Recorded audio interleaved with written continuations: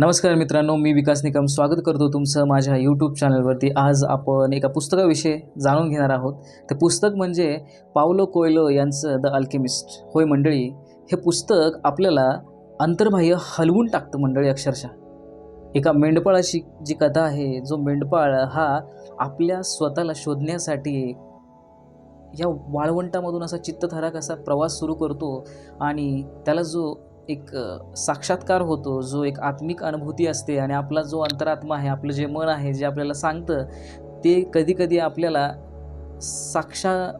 साक्षात्कार देत असतं आणि तो साक्षात्कार जर आपण ऐकला आणि त्याचा शोध घेत राहिलो तर आपल्याला ती गोष्ट नक्कीच मिळते. पण ती गोष्ट मिळवताना जो आयुष्यात संघर्ष असतो, तर संघर्ष हा अटळ आहे आणि ती गोष्ट सहजासहजी आपल्याला मिळत नाही. पण तो संघर्ष करताना काही माणसं गिवअप करतात, अर्थातच काही माणसं माघार घेतात आणि ती गोष्ट मध्येच सोडून देतात.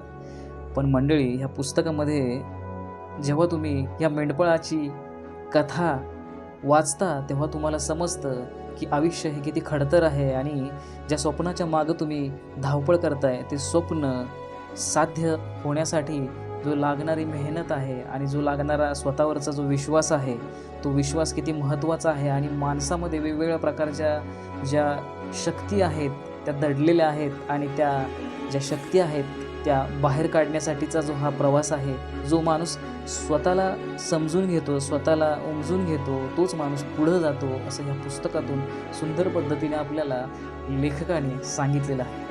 मंडळी, ही कथा जी आहे ती फक्त काल्पनिक कथा नव्हे, तर या कथेमध्ये अशी काही सुंदर सुंदर वाक्य आहेत, ती वाक्य आपल्याला हलवून सोडतात. मंडळी, या कथेमध्ये एक सगळ्यात सुंदर असं वाक्य आहे, जे मी तुम्हाला आता वाचून दाखवतोय. तुमच्याजवळ जेव्हा सर्वोत्तम खजिना असतो आणि तुम्ही लोकांना तसं सांगायचा प्रयत्न करता, तेव्हा तुमच्यावर कुणीही विश्वास ठेवत नाही. मंडळी, तुमच्या डोळ्यातून तुमच्या आत्म्याची ताकद दिसत असते. जो दुसऱ्यांच्या भवितव्यामध्ये ढवळाढवळ करतो, त्याला स्वतःचं भवितव्य साकार करता येत नाही. अशी सुंदर प्रकारची वाक्य ह्या पुस्तकामध्ये आपल्याला पाहायला मिळतात आणि ती आपल्याला अक्षरशः विचार करायला भाग पडतात. आता हेच बघा, जे लोक आनंदी असतात त्यांच्यात प्रत्यक्ष परमेश्वर वसत असतो. वा, जिथं जिथं तुमचं हृदय असतं तिथं तिथं तुम्हाला तुमचा खजिना सापडतोच. पहाट होण्यापूर्वी रात्रीचा अंधार अधिक गडद असतो. बघा मंडळी, किती सुंदर वाक्य आहे. एकदा घडणारी गोष्ट दुसऱ्यांदा कधीच घडत नाही, पण 2 वेळेस घडणारी गोष्ट तिसऱ्या वेळेस मात्र नक्की घडते. प्रेम कधीही कुणालाही आपल्या भवितव्याचा पाठपुरावा करण्यापासून रोखत नाही, हे सांगणाऱ्या वाळवंटावरच्या स्त्रीची गोष्ट ही भेट आहे. ती घालून दिल्याबद्दल तर तो परमेश्वराचा ऋणीच होतो. प्रत्येकाने आपल्या खजिन्याचा शोध घ्यावा, तो प्राप्त करावा आणि आधीपेक्षा अधिक चांगल्या गोष्टीचा स्वतःच्या जीवनात रूपांतरित करावं, हाच तर त्या शास्त्राचा हेतू आहे. आपण जेव्हा प्रेम करतो तेव्हा आपण अधिक चांगलं बनायचा प्रयत्न करतो. बघा, प्रेमाविषयी खूप छान पद्धतीने या पुस्तकामध्ये सांगितलेलं आहे. मृत्यूची धमकी नेहमीच माणसाला जीवनाविषयी अधिक सजग बनवते. प्रत्येक गोष्टीचं तिचं एक स्वतःचं असं भवितव्य असतंच. प्रत्येकाच्या स्वतंत्र अस्तित्वाला बराच काही अर्थ आहे.